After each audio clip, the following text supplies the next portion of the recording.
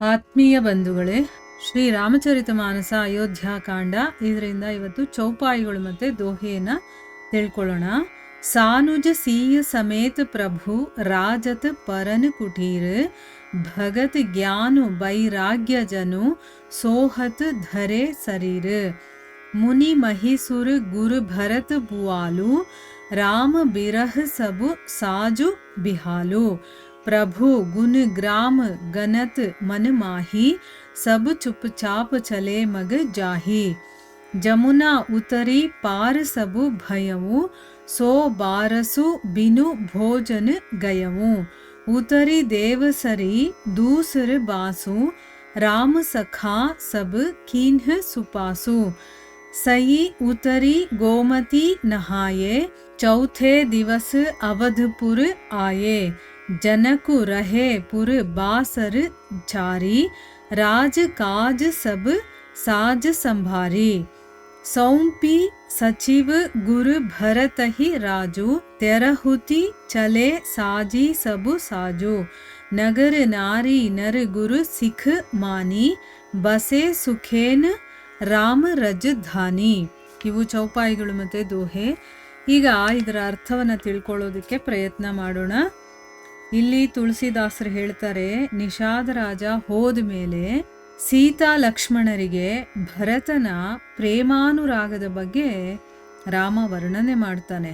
ಆಮೇಲೆ ದೇವತೆಗಳೇನು ಮಾಡ್ತಾರೆ, ತಮ್ಮ ದುಃಖವನ್ನ ಶ್ರೀರಾಮನಿಗೆ ಹೇಳಿಕೊಂಡು, ಅಂತಂದರೆ ನಮಗಿಷ್ಟು ತೊಂದರೆಗಳೆಲ್ಲ ಇದೆ ಅಂತ ಹೇಳ್ತಾರಲ್ವಾ, ಆಗ ರಾಮ ನಾನಿದ್ದೀನಿ, ಏನು ಯೋಚನೆ ಮಾಡಬೇಡಿ, ನಿಮ್ಮ ಏನು ತೊಂದರೆಗಳಿದೆಯೋ ಅದನ್ನೆಲ್ಲ ನಾನು ಸರಿ ಮಾಡಿಕೊಡ್ತೀನಿ ಅಂತ ಹೇಳ್ತಾನೆ. ಆಗ ಅವರೆಲ್ಲರೂ ಕೂಡ ತುಂಬ ಸಂತೋಷದ ಮನಸ್ಸಿನಿಂದ ನಿರ್ಭಯರಾಗಿ ಹಿಂದಿರುಗ್ತಾರೆ. ಇನ್ನೇನು ರಾಮ ಮಾತು ಕೊಟ್ಟಿದ್ದಾನೆ, ಅವ್ನು ನಡೆಸ್ಕೊಡ್ತಾನೆ ಅಂತಂದ್ಬಿಟ್ಟು ಅವರಿಗೆ ಇದ್ದಂಥ ಚಿಂತೆ ಎಲ್ಲ ದೂರ ಆಯ್ತಲ್ವಾ, ಅದಕ್ಕೀಗ ಅವರು ನಿರ್ಭಯರಾಗಿ ವಾಪಸ್ ಹೋಗ್ತಾರೆ.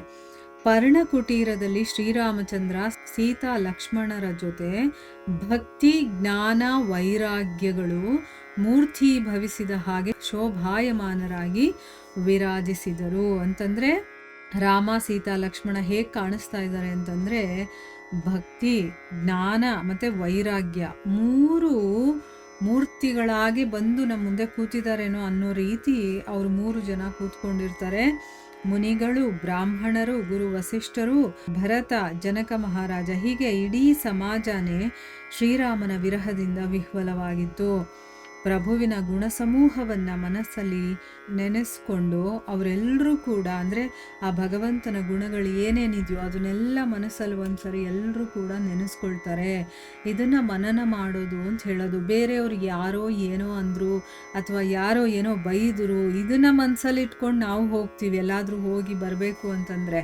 ಅಥವಾ ನಾವು ಮನೇಲಿದ್ದಾಗಲೂ ಅಷ್ಟೇ, ಬೇರೆಯವ್ರು ಏನು ಹೇಳಿದ್ರು ಅದೇ ನಮ್ಮ ಮನಸ್ಸಲ್ಲಿ ಬರ್ತಾ ಇರುತ್ತೆ. ಅವ್ರ ಗುಣಗಳೇನಿರುತ್ತೋ ಅದರ ಬಗ್ಗೆ ಚಿಂತನೆ ಮಾಡ್ತಾ ಇರ್ತೀವಿ. ಅದೆಲ್ಲ ನಾವು ಮಾಡಬೇಕಾಗಿರೋದು ಭಗವಂತನ ಗುಣಗಳು ಎಷ್ಟಿದ್ದಾವೆ ಅಲ್ವಾ, ಅದನ್ನು ಮನಸ್ಸಲ್ಲಿ ನಾವು ಸ್ಮರಣೆ ಮಾಡಿಕೊಳ್ಬೇಕು. ಈ ರೀತಿ ನೋಡಿ, ಅವರೆಲ್ಲರೂ ಕೂಡ ಮನಸ್ಸಲ್ಲಿ ಆ ಭಗವಂತನ ಗುಣಗಳನ್ನು ಸ್ಮರಣೆ ಮಾಡಿಕೊಂಡು ಅಯೋಧ್ಯೆ ಕಡೆಗೆ ಮೌನದಿಂದ ಮುಂದೆ ಹೋಗ್ತಾ ಇದ್ರು. ಮೌನ ಯಾಕಿದೆ ಅಂತಂದರೆ, ಈಗ ಅವ್ರ ಒಳಗಡೆ ವಿರಹದ ಭಾವ ಇದೆಯಲ್ವಾ, ಅದಕ್ಕೆ ಅವ್ರಿಗೆ ಬೇರೆಯವ್ರ ಜೊತೆ ಮಾತಾಡೋಕ್ಕಾಗ್ತಾ ಇಲ್ಲ. ಅಲ್ಲಿಂದೇ ನೆನಪು, ರಾಮನ ಜೊತೆ ಇದ್ದಿದ್ದು, ರಾಮ ಮಾತಾಡಿದ್ದು, ರಾಮ ನಡ್ಕೊಂಡಂಥ ರೀತಿ ಅದೆಲ್ಲ ನೆನೆಸ್ಕೊಳ್ತಾ ಇದ್ದಾರಲ್ಲ, ಅವರಿಗೆ ಬೇರೆ ಮಾತು ಬೇಕು ಅಂತ ಅನ್ನಿಸ್ತಾ ಇಲ್ಲ.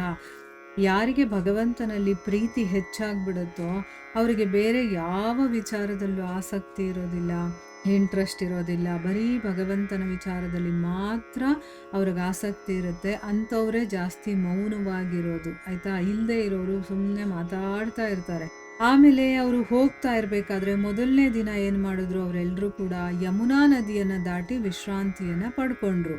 ಅವತ್ತಿನ ದಿನ ಅವರು ನಿರಾಹಾರ, ಅಂತಂದರೆ ಏನೂ ತಿಂದೆ ಹಾಗೆ ಇದ್ದರು. ಅಂದರೆ ಊಟ ಉಪಚಾರ ಅದ್ರ ಬಗ್ಗೆನೂ ಕೂಡ ಅವ್ರಿಗೆ ಗಮನ ಇಲ್ಲ, ಮತ್ತು ಅವ್ರಿಗೆ ಬೇಕಾದಷ್ಟು ಆಹಾರ ಸಿಕ್ಕಲೂ ಇಲ್ಲ ಅಂತನ್ಸುತ್ತೆ. ಅಥವಾ ಆ ರಾಮನ ಒಂದು ವಿರಹದಲ್ಲಿ ಅವ್ರಿಗೆ ಊಟ ಬೇಕು ಅಂತ ಕೂಡ ಅನಿಸಿರೋದಿಲ್ಲ. 2ನೇ ದಿನ ಗಂಗಾ ನದಿಯನ್ನು ದಾಟಿ ಶೃಂಗವೇರಪುರದಲ್ಲಿ ಅವರು ಊಟ ಮಾಡ್ತಾರೆ.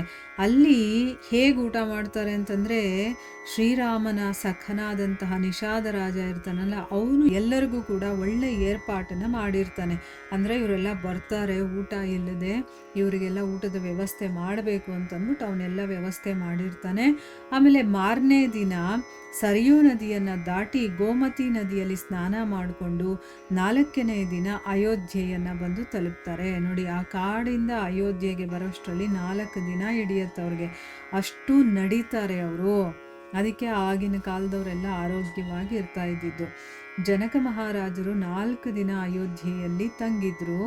ಅವರು ರಾಜಕಾರ್ಯ ಮತ್ತು ಇನ್ನೂ ಬೇಕಾದಷ್ಟು ಸಾಮಾಜು ಸರಂಜಾಮುಗಳ ವ್ಯವಸ್ಥೆ ಮಾಡಿ ಮಂತ್ರಿಗಳಿಗೆ, ವಸಿಷ್ಠರಿಗೆ, ಭರತನಿಗೆ ರಾಜ್ಯಭಾರವನ್ನು ಒಪ್ಪಿಸಿ ಎಲ್ಲ ಏರ್ಪಾಡುಗಳನ್ನು ಮಾಡಿದ ಮೇಲೆ ತನ್ನ ರಾಜಧಾನಿಯಾದಂತಹ ಮಿಥಿಲೆಗೆ ಅವರು ವಾಪಸ್ ಹೋಗ್ತಾರೆ.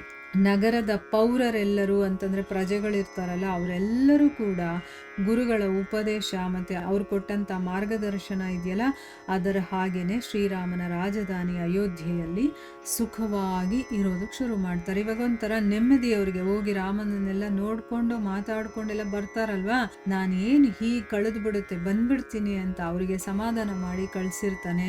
ಭರತನು ಕೂಡ ಅದಕ್ಕೆ ಒಪ್ಕೊಂಡಿರ್ತಾನೆ. ಮತ್ತು ಭರತನ ಗುಣ ಎಂಥದ್ದು ಎಲ್ಲ ಗೊತ್ತಾಗಿ ಅವ್ರು ಇವಾಗ ಗುರುಗಳು ಹೇಗೆ ಹೇಳ್ತಾರೋ ಹಾಗೆ ಅವರು ಕೇಳ್ಕೊಂಡು ಎಲ್ಲರೂ ಕೂಡ ಸುಖವಾಗಿ ತಮ್ಮ ಜೀವನವನ್ನು ನಡೆಸೋದಕ್ಕೆ ಶುರು ಮಾಡ್ತಾರೆ. ಇಲ್ಲಿಗೆ ನಾವು ನಿಲ್ಲಿಸೋಣ. ಹರೇ ಕೃಷ್ಣ.